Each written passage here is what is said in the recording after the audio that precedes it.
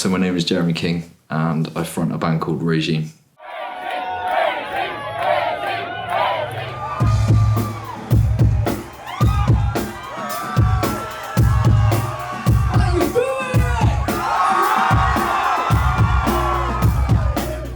I was in a lot of bands when I was like in my late teens and early 20s, and it was always quite hard because there's like a lot of people involved and lives and jobs and girlfriends and stuff.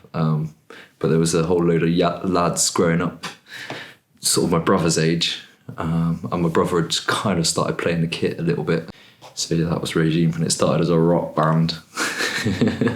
But yeah, so I don't know, maybe 15 years ago, 17 years ago, a long time ago. I think it used to be quite like anarchic and like the system, but now it's a bit more like we're all in this together and trying to be a bit more positive and to be against things, although it's good, actually we should be pro the opposite, do you know what I mean? If you wanna do it right, So I've always been mates with Theo, the drummer, like since primary school. One of their gigs, their bass player couldn't make it, and then I used to go and like watch them practice and stuff all the time, so I kind of knew the songs. So like, oh, do you want to try and fill in for this gig? Yeah, that's sort of how it happened. I filled in, and they're like, oh, that actually went quite well. Do you want to be in it? I sent in some videos on my playing, and they were like, yeah, this is really good. Would you like to come in for an audition? So I said yes to that. Met Jez first, and then spent a few weeks trying to practice through all the songs and stuff. And it's worked really well. And turns out I get along with all the boys really well. So it's actually the perfect kind of band to be in, really. If it had to just be one genre, I'd say it was hip hop.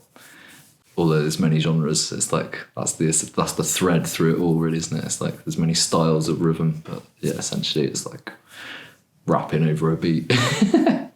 We combine all our sort of influences now, whereas people like Damian Marley and Rage Against the Machine, although they're quite far apart, whereas it's from reggae to hip hop to rock or metal sort of thing.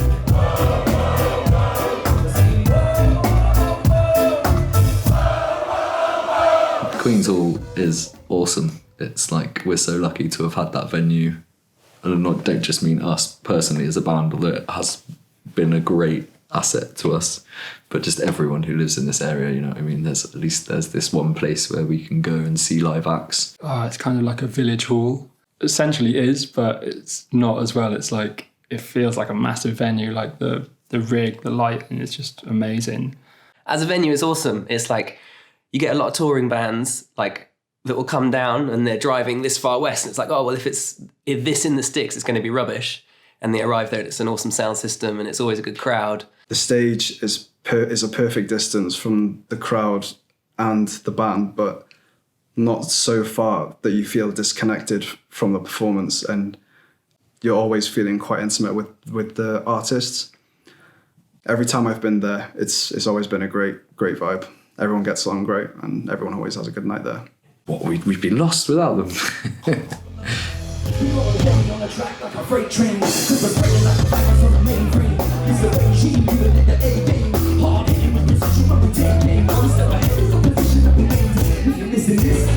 But then suddenly it just all stopped. We're looking at all this stuff we'd lined up for the summer, which takes months and months. You know, it's like you're arranging stuff from sort of November beforehand, and then yeah, it got to spring and you've got all these dates in the calendar, and you just wake up one day and it's like, oh, I'm not doing any of that. Like, wow. Initially I was fine. I was like doing loads of swimming and like, oh, this is fine, we'll just have the summer off. Kind of got to winter and I was like, oh, I don't have a social life. What's going on? And just like, yeah, on a personal level, it kind of, there was no reason to practice anymore because I wasn't able to show anyone what I was, like there was no shows to go and like show off essentially. And like so it just, everything kind of lost its purpose.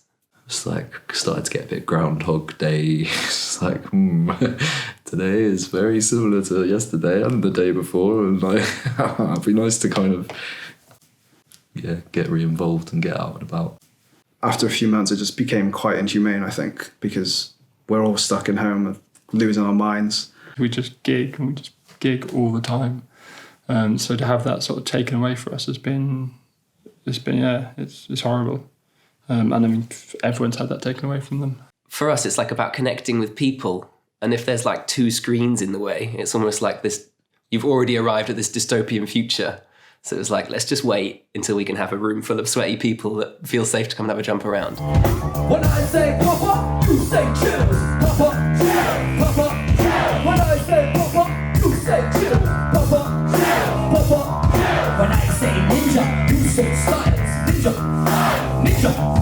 When I say ninja, you say styles. Ninja, ninja. Yeah, just to see people bopping about and being elated or like excited, it's nice, isn't it? It's like this big part of our human nature, isn't it, to get together and celebrate and share things. When we played in Bristol the other night, it was almost like, oh yeah, this is what I do. I remember. It almost felt like a past life, but it was like, yeah, it's nice that it's coming back for sure. Yeah, I'm so excited for the Queen's Hall. It's going to be so, I don't know, it's going to be so in. It's nice that the Queen's Hall is back open and doing gigs and that, and it's always good to go and play there. Always get a good crowd who are up for a dance, and yeah, it's rowdy. It's good stuff.